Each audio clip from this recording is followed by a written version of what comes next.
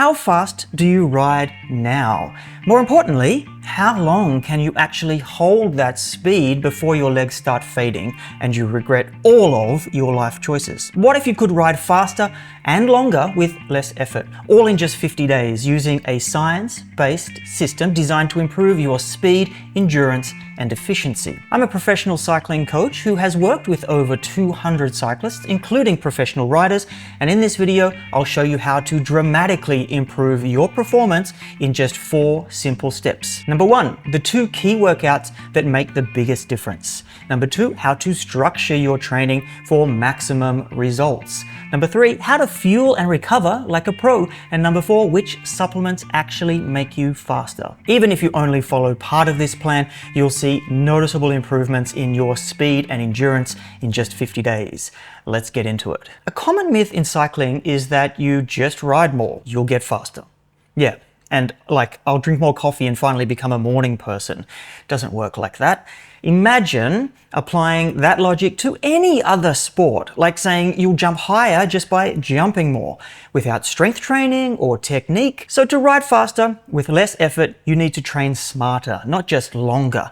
And that starts with 2 key workouts. Long rides are the backbone of endurance training. They teach your body to burn fat efficiently, build fatigue resistance, and strengthen your aerobic engine. The more time you spend in this zone, the easier it becomes to sustain power over long durations. How to structure long rides.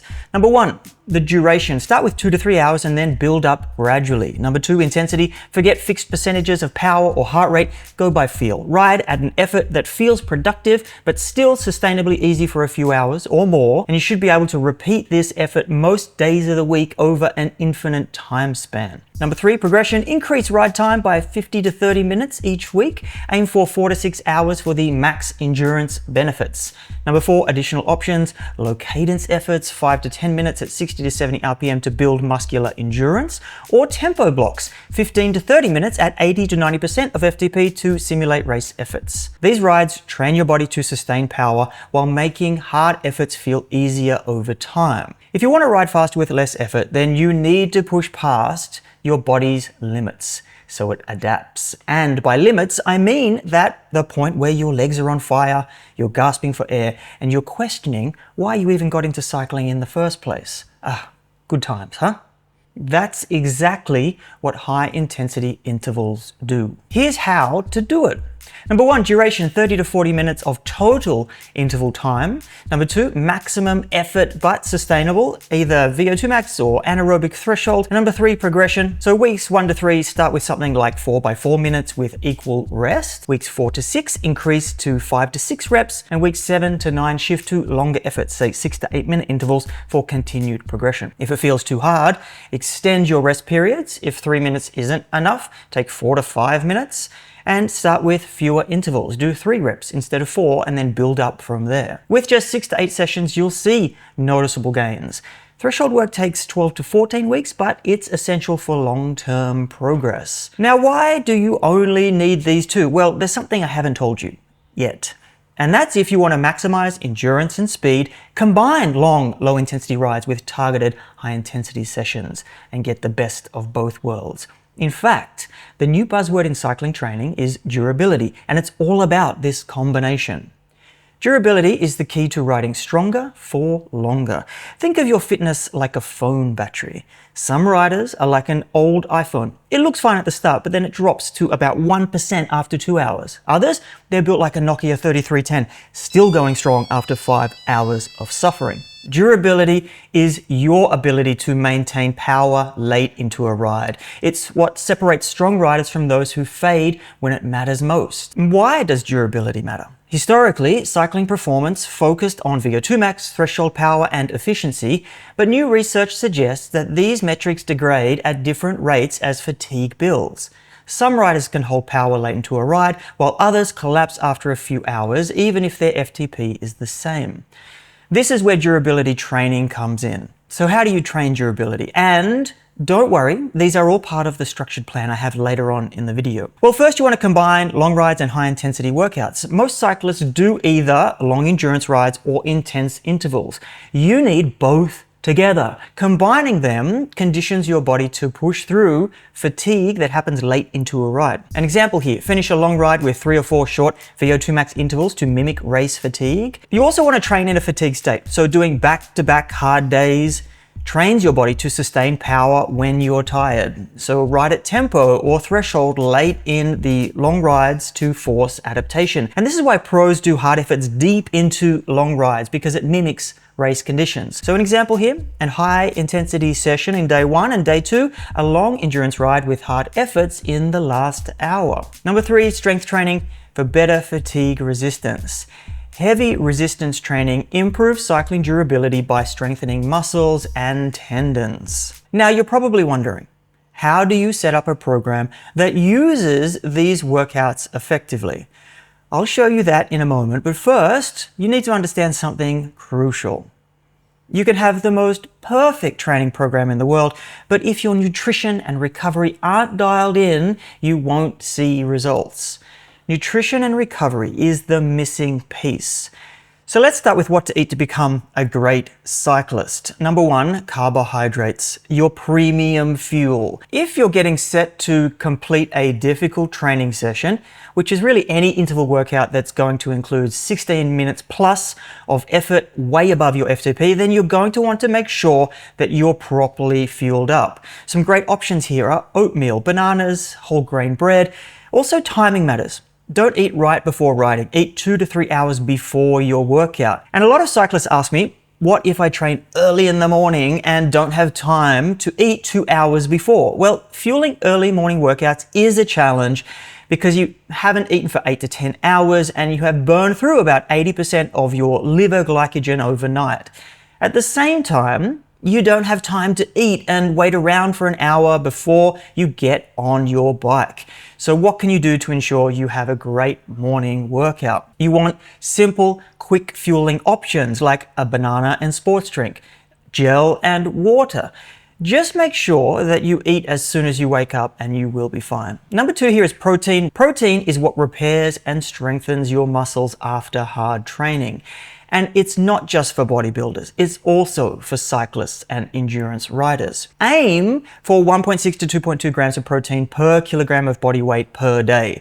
Get a solid source of protein at every single meal. The third one, hydration. The overlooked performance factor. You can have the best training plan in the world, but even if you are just a little bit dehydrated, your performance tanks. A 2% drop in hydration can slow you down big time. Make sure you're drinking enough water throughout the day, not just before your ride. Now, I'll say this for a second time in this video, please don't fall into the trap of thinking that more training is better. You don't get better while you're training. You get better when you recover between workouts. If you're not getting 7 to 9 hours of sleep per night, you are leaving gains on the table. Sleep is when your muscles rebuild, your body adapts, and you absorb all the hard work that you're doing. Many athletes are resistant to recovery work. Not every ride needs to hurt, so look at recovery rides in the context of your training week. This work enhances the gains from your hard workouts and helps you get ready for the next session. Keep it easy, and you can use these rides to fit in neuromuscular work, cadence drills, or spin-ups. Just make sure that you keep your heart rate and wattage low. Rest days, the key to sustainable gains. I know it's tempting to skip them, but trust me, if you don't take rest days, then you will never truly be recovered. And if you never fully recover, then your interval sessions stop working. Take your rest days seriously. They are just as important as your hard training days. Do you need supplements to ride faster? No. Will taking the right ones give you a tiny edge? Yes. Will they make up for bad training, poor sleep, and eating like a toddler? Absolutely not. 2 supplements that actually help cyclists. Number 1, caffeine. If you've ever had a strong coffee before a ride and felt that extra gear, that's caffeine working. Studies show that taking caffeine 30 to 60 minutes before a hard ride or race can help you push harder, keep going for longer, and feel less fatigued. Caffeine is basically a cheat code for tough workouts. Number 2, beta-alanine. You know that burning feeling in your legs when you push too hard? It's not lactic acid, it's actually caused by a drop in muscle pH due to accumulating hydrogen ions. Beta-alanine helps buffer these hydrogen ions, delaying muscle fatigue so you can push harder for longer. And this is especially useful for high-intensity efforts lasting 30 seconds to several minutes, such as VO2 max intervals, sprints, sustained threshold efforts. The dosage here is 3 to 5 grams per day, taken 10 weeks on and then 10 weeks off. Now, tracking your progress. How to know if this is working? A lot of cyclists just check their FTP to see if they're getting faster. But here's the problem with FTP. It doesn't tell the full story. Some days you'll feel amazing and ride faster. Other days you'll be slower due to fatigue, weather, or what you ate that morning. If you only focus on FTP, you'll miss the real signs of progress. There are 3 ways to track improvements. The first one is doing a hill test. So every 3 to 4 weeks, do a benchmark climb at maximum effort. So pick a short or long climb and track your time. If your time improves or your effort feels easier, you're getting stronger. The second one is critical power and W prime, your work capacity. So tracking your critical power and W prime helps measure how much work you can sustain over time. This is more useful than FTP because it tracks endurance and your anaerobic capacity. Number 3, other power durations. Track improvements in your 10-second and your 1-minute power.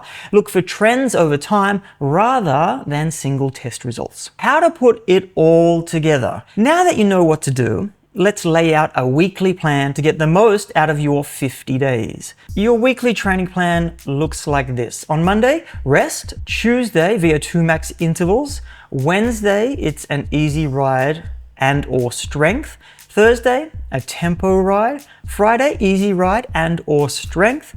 And Saturday, a long ride and intervals. And Sunday, a long ride. Why this plan works. 2 high-intensity sessions per week.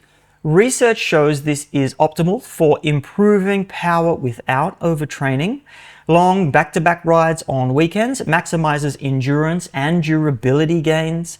And recovery and easy rides ensures proper adaptation. How to adjust for different fitness levels. If you ride 4 to 5 times per week, do just 1 high-intensity session. If it's a big training week, consider 3 sessions, but no more.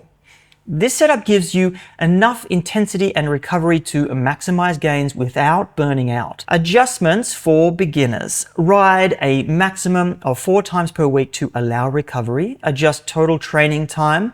So beginners go for 60 minutes per session. Elite riders can do up to 3 hours for normal sessions and longer for endurance rides. And if you want to avoid the biggest mistakes that slow almost every cyclist down, check out this video next.